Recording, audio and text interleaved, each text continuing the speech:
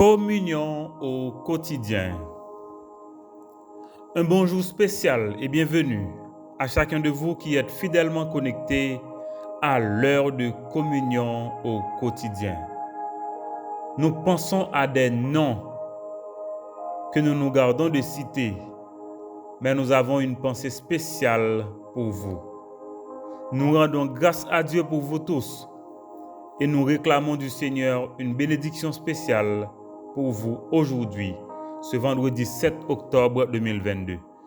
Que le Seigneur se manifeste envers vous aujourd'hui de manière miraculeuse et qu'il vous surprenne. Amis, c'est le moment de l'expérimentation, notre témoignage sous la puissance du Saint-Esprit. Le livre des Actes des Apôtres, c'est l'expérimentation. La foi est mise en examen, en exercice, à l'épreuve. Amis, savez-vous que la foi a résisté victorieusement à l'épreuve du temps? La foi tient ferme. La foi a aussi résisté à l'épreuve de la religion. La foi a aussi résisté aux épreuves politiques. Et l'apôtre Jean a dit, la victoire qui triomphe du monde, c'est notre foi.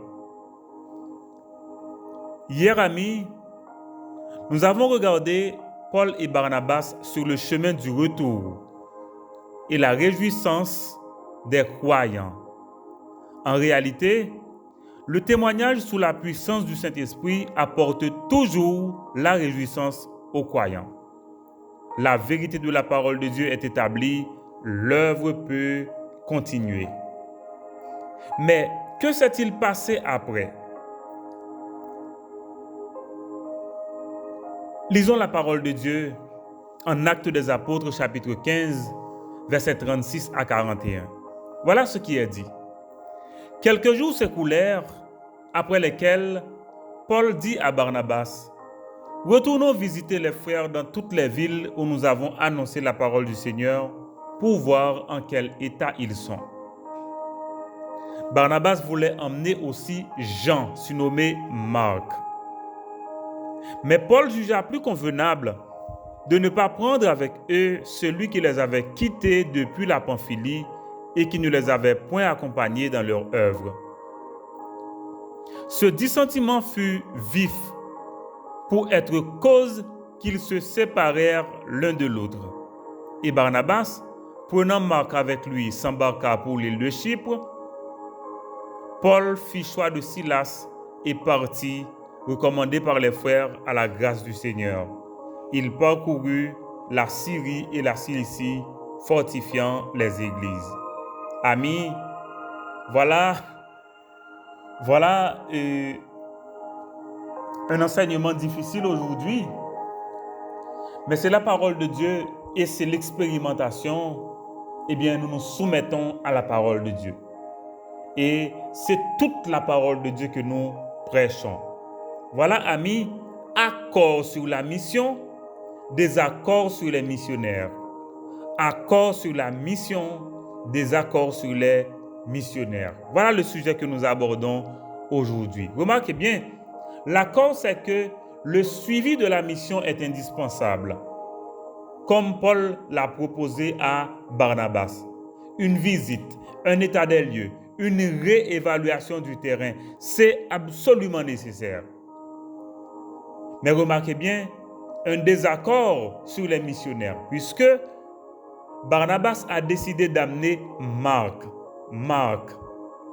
Et rappelez-vous, Marc, ami, Paul pense qu'il est impensable d'amener Marc. Et l'argument de Paul est qu'il nous a abandonnés à Pamphylie.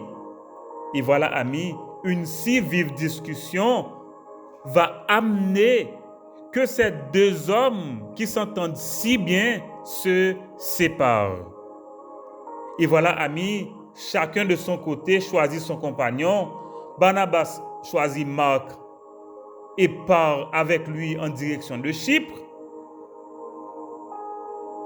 Paul prend Silas avec lui en direction de la Syrie, de la Cilicie, fortifiant les églises. Amis, Le premier principe, c'est qu'il ne suffit pas de prêcher l'évangile. Il importe aussi d'amener la foi des croyants à maturité. Et Paul se sentait responsable. Comment vont-ils depuis leur conversion? Amis, fonder des églises est une grande chose. Les affermir, les faire avancer dans la vie chrétienne en est une autre, non moins importante. Il y a dans le texte, après le mot « retournons », une particule qui indique que cette proposition doit être exécutée immédiatement et sans délai. Paul a encouragé cela et voilà, je ne pense pas que ce soit sur le principe que le problème s'était posé. D'ailleurs, la grande commission en Matthieu 28, versets 19 et 20 nous dit clairement de faire des disciples en les baptisant, en les enseignant. Est-ce que vous êtes là? De faire des disciples en les baptisant, en les enseignant. Et en Éphésiens 4, versets 12 et 13, la Bible nous dit clairement que le travail vise le perfectionnement des saints, l'édification du corps de Christ, jusqu'à l'unité de la foi, jusqu'à la ressemblance du Christ. Amis, le travail ne peut pas se limiter à l'évangélisation. Le travail ne peut pas se limiter à la conversion. Et voilà, Paul planifie son deuxième voyage missionnaire pour visiter les églises déjà implantées. Accord total sur le principe. Mais quel est le problème? Sur quoi ont-ils ce désaccord? Voilà, sur l'identité des missionnaires. Barnabas voulait amener Marc. Et Paul juge Marc inapte. Pourquoi? Marc les a laissés en pleine mission lors du premier voyage. Argument correct, n'est-ce pas? Voilà qu'une vive discussion, sans donner de détails, ce n'est pas le but du texte, mais la discussion est si vive. Le mot qui traduit cette discussion si vive parle d'irritation. Que cette discussion conduit à la séparation des amis si proches. Amis, la séparation fait toujours mal, notamment aux faibles dans la foi. Il y en a qui pensent que les conflits sont indispensables. En réalité, les conflits ne sont pas toujours nécessaires. Pourquoi amener Marc? Peut-être parce que Marc connaît un peu le terrain pour avoir déjà accompagné. Peut-être parce que Barnabas est un sélectionneur audacieux. Il voyait en Marc peut-être un serviteur que Paul n'avait pas encore discerné. Peut-être qu'il semble que Barnabas et Marc étaient parents. Rappelons-nous que c'est Barnabas qui avait intégré Paul dans le ministère.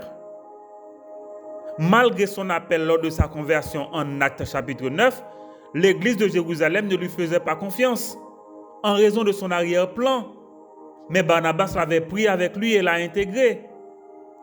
Sous menace des Juifs qui voulaient faire mourir Paul, car il représentait un témoignage gênant, les croyants ont dû embarquer Paul pour Tarse.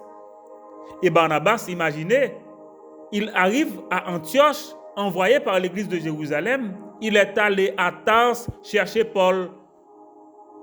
Car peut-être qu'il voyait bien en Paul tout le potentiel que les autres apôtres ne remarquaient pas.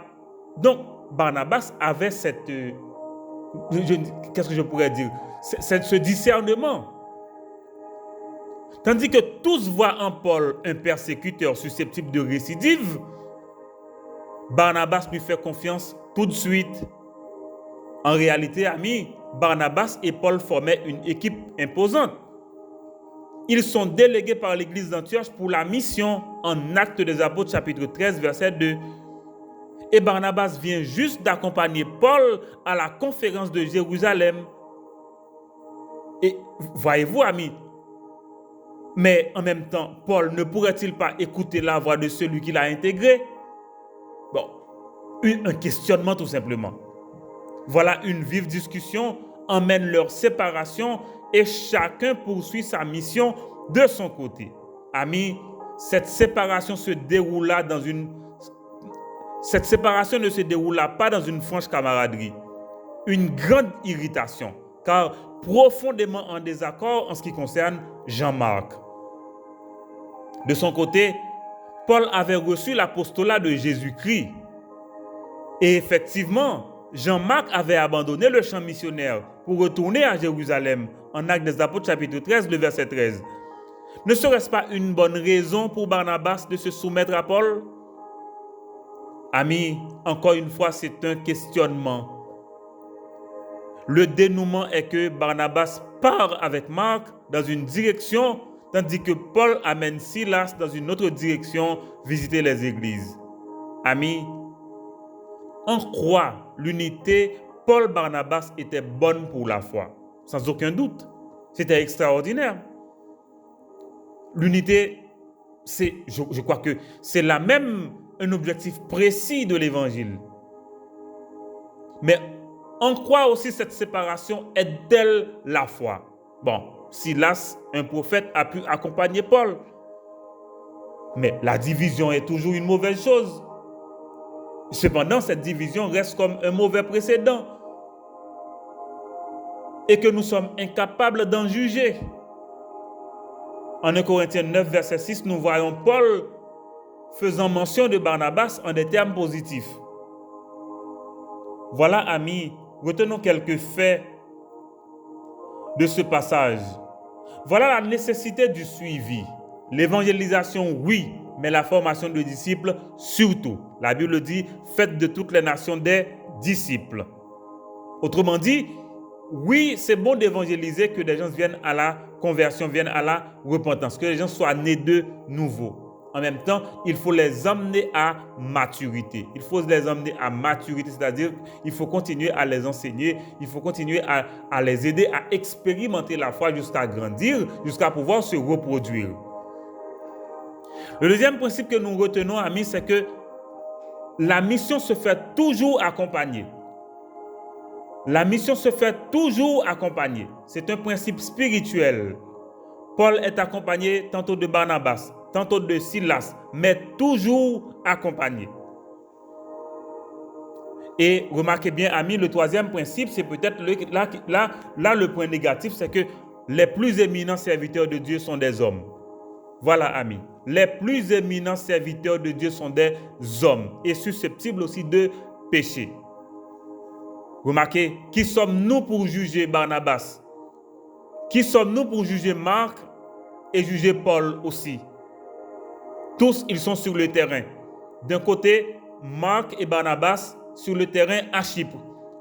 De l'autre côté, Paul et Silas sur le terrain en Cilicie et en Syrie. Encore pour prêcher la parole de Dieu. Et c'est encourageant de savoir que Barnabas, Marc et Paul ne vivaient pas leur animosité pour toujours, car Paul a fait référence à ses anciens compagnons en des termes élogieux dans plusieurs de ses écrits. Toute notre prière, c'est que Dieu en tire gloire, car Marc est l'auteur du livre de l'évangile de Marc dans la Bible. Paul, n'en parlons pas. Toutes les épîtres, presque 13 des épîtres sont écrites par Paul. Barnabas aussi, un fidèle serviteur qui discerne les leaders et vraiment au fait, c'est comme s'il a un don spécifique pour identifier les leaders. Il voit Paul, tout le monde ne lui fait pas confiance, mais il dit non, allons. Et quand Paul se trouve à Tarse, il est allé même le chercher pour cette mission-là à Antioche. Vous imaginez? Mais la séparation laisse toujours des traces de tristesse. Oh, amis, que Dieu nous fasse grâce. Prions le Seigneur. Dieu notre Père, nous te rendons grâce pour ta parole. Il est dit que toute l'écriture est inspirée de Dieu et utile pour enseigner, pour convaincre, pour corriger et instruire dans la justice, afin que l'homme de Dieu soit accompli et propre à toute œuvre bonne. Nous bénissons ton nom, puisque tu es le Dieu qui enseigne, qui corrige, qui instruit et qui fait grandir. Nous te bénissons pour l'enseignement de ta parole. Nous prions continuellement que tu imprimes cette parole dans nos cœurs et que tu l'appliques à notre vie en vue d'un témoignage qui te glorifie. Nous bénissons ton nom glorieux car tu pardonnes nos péchés en Christ. Je te rends grâce pour toute personne que tu connectes à ce service. Nous prions que tu appliques ta parole dans leur vie afin qu'en toutes circonstances, nous puissions vivre comme de bons témoins de Jésus-Christ. Nous prions pour le foyer de communion. Donne que ce ministère soit un puissant instrument entre tes mains en vue de la conquête au nom de Jésus en faveur de notre pays. Merci pour l'équipe de gestion. Merci pour tout un chacun qui œuvre pour te glorifier à travers ce ministère. Dispose nos cœurs à toi et favorablement aux autres. Que toute animosité soit bannie de notre vie. Nous prions pour notre famille. Tu connais les vagues qui nous assaillent, mais nous les déclarons anathème au nom de Jésus. Nous prions pour nos parents. Béni soit ton nom et bénis ton nom, Père, dans leur vie. Nous pensons au frère Morancy, en attente de cette opération au niveau de ses yeux. Au nom de Jésus, interviens en sa faveur. Et au nom de Jésus, nous le déclarons guéri. Au nom de Jésus. Nous pensons à El Sira. Père, accorde guérison totale à notre sœur. Nous pensons à Fréno. Père, exauce nos prières en faveur de notre ami. Nous te remettons notre pays, Haïti. Père, les tumultes, les goyes, les mensonges et tous ces maux qui nous rongent. Ô Père, change la disposition des cœurs en faveur d'Haïti. Change la disposition des cœurs des amis d'Haïti en sa faveur. Et change la disposition des cœurs des Haïtiens, qui veulent change leur disposition de cœur et tourne-les favorablement à notre pays. Père, jette un regard de faveur sur notre pays. Père, que tes serviteurs soient soumis à ta parole et à ta volonté et guéris notre pays. Pardonne ses péchés. Et c'est au nom de Jésus que nous te prions. Amen. Amen et Amen.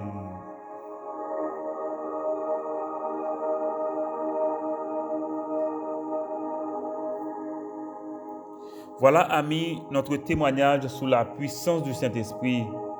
Aujourd'hui, nous avons vu ce sujet. Désaccord sur le principe, accord sur le principe pour bien dire, accord sur le principe, mais désaccord sur les missionnaires. Une façon de voir cette situation où Paul et Barnabas, ces deux bons amis, arrivent à ce carrefour où ils étaient obligés bien de se séparer, ce qui était difficile. Normalement, c'est ce qui est arrivé. C'est un fait dans la parole de Dieu, c'est un fait dans la Bible. Dieu n'a jamais caché les erreurs de ses serviteurs. Et c'est pourquoi maintenant, nous devons tirer des leçons de ce passage, une façon de réaliser que c'est Dieu qui contrôle l'histoire. Oui, il faut travailler pour le Seigneur, mais en même temps, on n'est pas obligé d'être un embarras pour les autres. Que le Seigneur en juge. Que Dieu guérisse nos cœurs, mais surtout, qu'il continue de nous faire grâce. Voilà, amis, ce témoignage que nous venons de voir. Ma prière, c'est que chacun de vous, chacun de nous qui est connecté maintenant à ce service, eh bien que nous tirions des leçons et que le Saint-Esprit continue de guider nos pas, que nous expérimentions, oui, amis, ce témoignage sous la puissance du Saint-Esprit, que la parole de Dieu nous corrige, nous enseigne, nous convainc et nous fasse grandir. Voilà, amis, communion au quotidien pour aujourd'hui. Bonne journée, amis.